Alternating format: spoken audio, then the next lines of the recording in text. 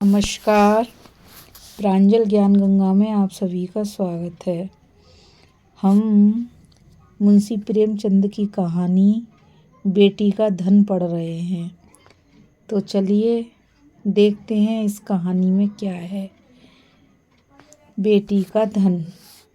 बेतवा नदी दो ऊंचे कगारों के बीच इस तरह मुंह छुपाए हुए थी जैसे निर्मल हृदयों में साहस और उत्साह की मध्यम ज्योति छिपी रहती है। उसके एक कगार पर एक छोटा सा गांव बसा है जो अपने भग्न जातीय चिन्हों के लिए बहुत ही प्रसिद्ध है। जातीय गाथाओं और चिन्हों पर मर मिटने वाले लोग इस भाव स्थान पर बड़े प्रेम और श्रद्धा के साथ आते और गांव का बूढ़ा केवट सुक्खू चौधरी उन्हें उसकी परिक्रमा कराता और रानी के महल, राजा का दरबार और कुंवर की बैठक के मिटे हुए चिन्हों को दिखाता। वह एक उच्चवास लेकर रुधे हुए गले से कहता, महाशय, एक वह समय था कि केवटों को मछलियों के इनाम में अशर्फियाँ मिलती थीं। कहार महल में झाड़ू देते हुए अशर्फियाँ बटोर ले जाते थे। बेतवा नदी रोज चढ़कर महाराज के चरण छूने जाती थी, पर प्रताप और यह तेज था, परंतु आज इसकी यह दशा है। इन सुंदर उक्तियों पर किसी का विश्वास जमाना चौधरी के वश की बात न थी, पर सुनने वाले उसकी सहृदयता तथा अनुराग के जरूर कायल हो जाते थे। सुक्खू चौधरी उदार पुरुष थे, परंतु जितना बड़ा मुंह था उतना बड़ा ग्रास न था। 3 लड़के, 3 बहुएं और कई पुत्र पोत्रियां थीं। लड़की केवल एक गंगा जली थी जिसका अभी तक गौना नहीं हुआ था। चौधरी की वह सबसे पिछली संतान थी। स्त्री के मर जाने पर उसने इसको बकरी का दूध पिला पिलाकर पाला था।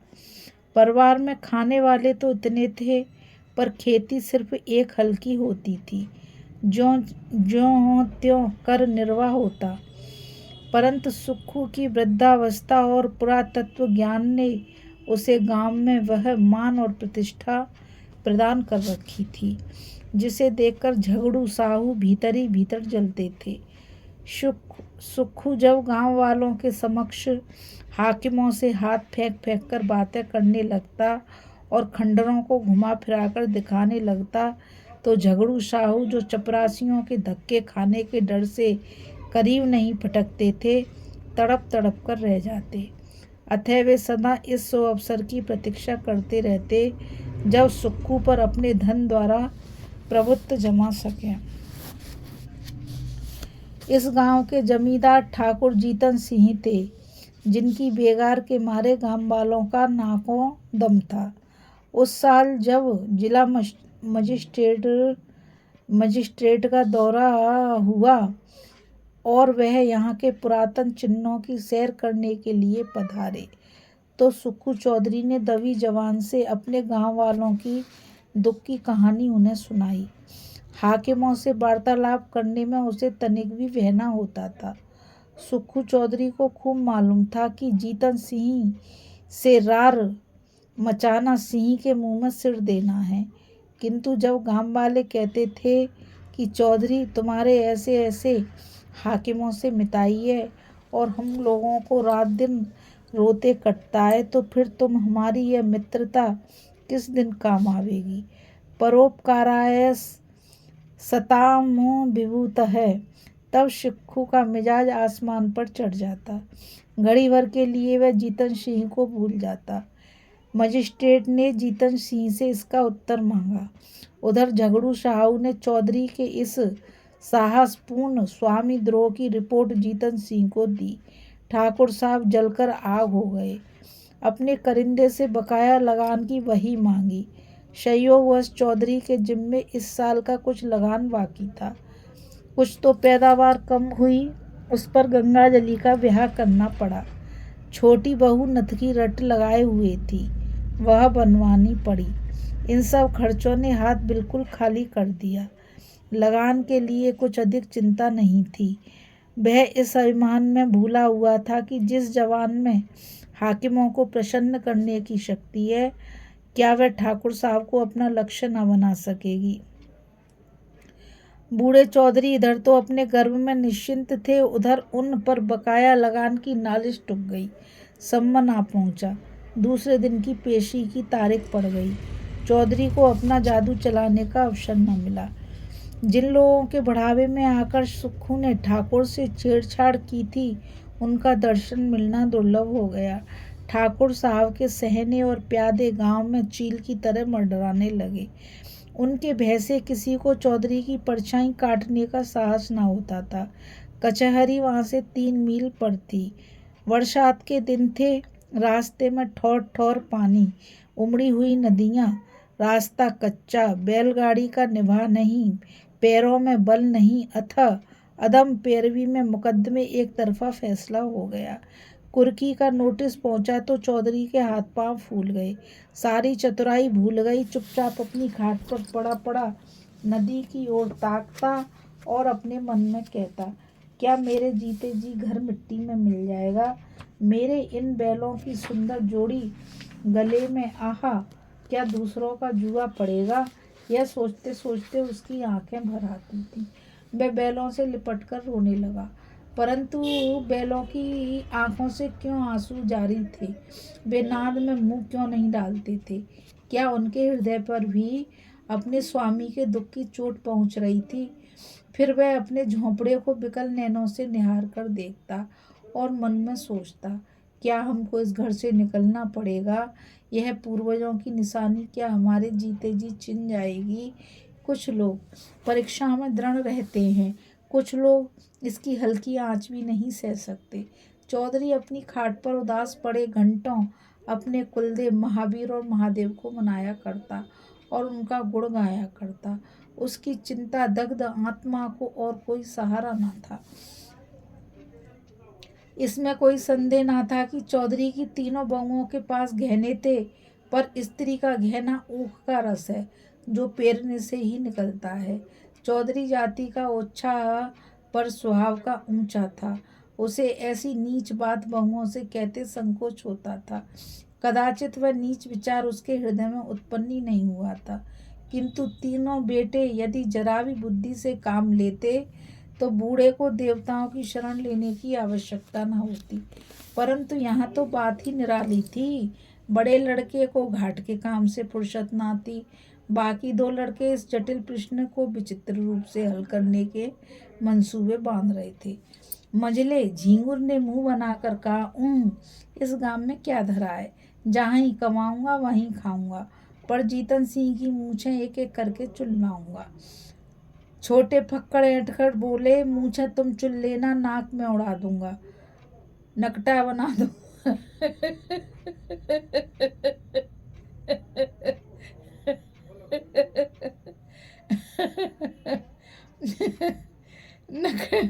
नकटा बना घूमेगा। इस पर दोनों खूब हंसे और मछली मारने चल दिए। इस गांव में एक बूढ़े ब्राह्मण भी रहते थे। मंदिर में पूजा करते और नित्य अपने यजमानों को दर्शन देने नदी पर जाते, पर खेवे के पैसे न देते।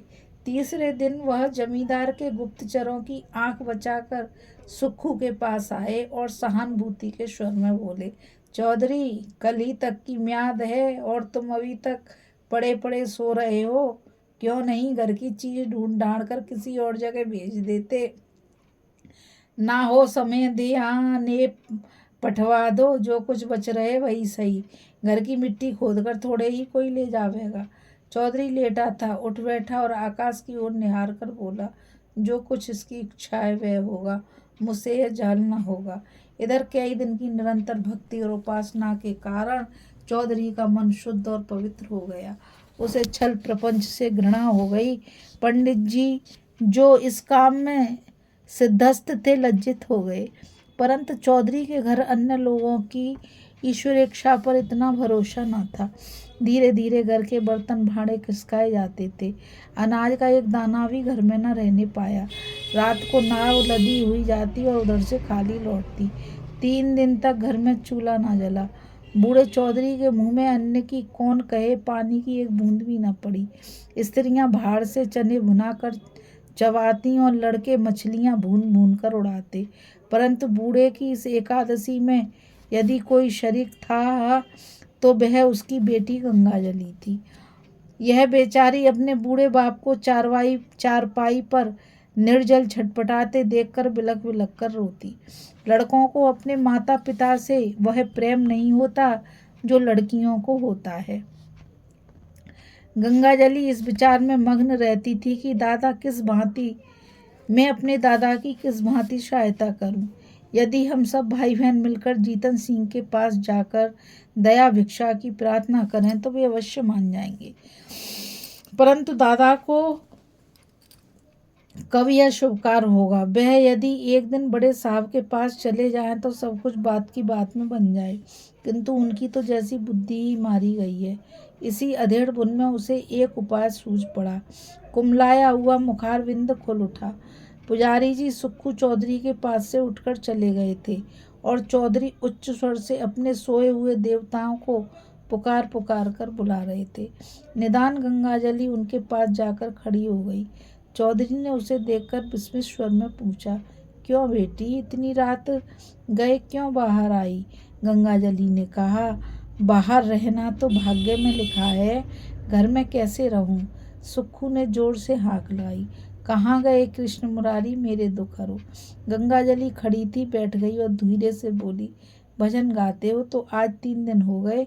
घर बचाने का भी कुछ उपाय सोचा कि इसे यूं ही मिट्टी में मिला दोगे? हम लोगों को क्या पेड़ तले रखोगे? चौधरी ने व्यतीत स्वर से कहा, बेटी मुझे तो कोई उपाय नहीं सूझता, भगवान जो चाहेंगे होगा। बेग चलो गिरधर गोपाल, काहे विलंब करो? गंगाजली ने कहा, मैंने एक उपाय सोचा है बाबा, कहो तो कहूँ। चौधरी उठकर बैठ गए और पूछा, कौन उपाय है बेटी? गंगाजली ने कहा, मेरे गहने झगड़ू साहू के यहाँ गिरवी रख दो, मैंने जोड़ लिया है, देने भर के रुपए हो जाएंगे। चौधरी ने ठंडी सांस लेकर कहा, बेटी तुमको मुझसे ये बात कहते लाज नहीं आती?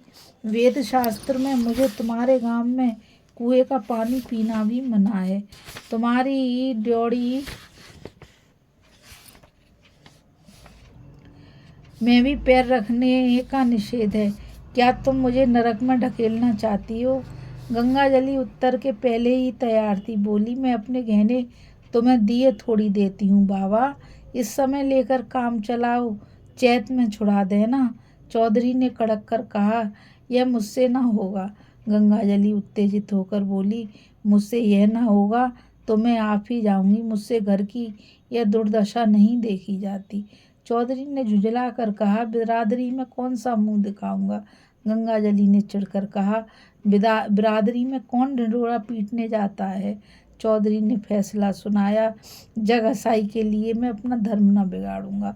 गंगाजली बिगड़कर बोली, मेरी बात नहीं मानोगे तो तुम्हारे ऊपर मेरी हत्या पड़ेगी।